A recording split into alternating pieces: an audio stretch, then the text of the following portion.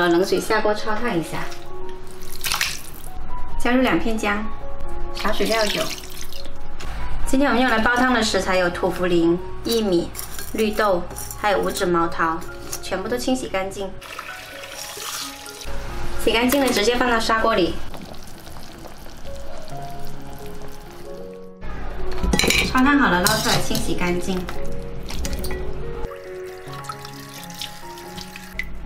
有些皮的位置油脂比较多，我们给它剥掉一些，然后放到砂锅里，加入适量清水，还有2片姜，大火煮开，转小火煲1个半小时。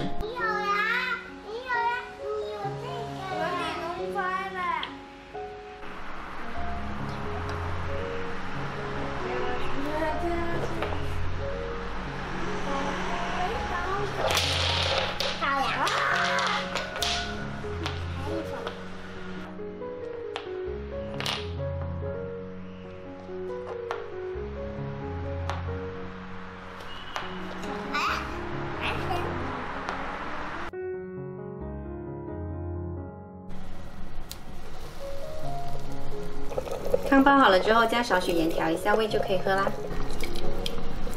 今天这款土茯苓绿豆老鸭汤呢，喝起来口感比较清香，特别适合春夏季节喝。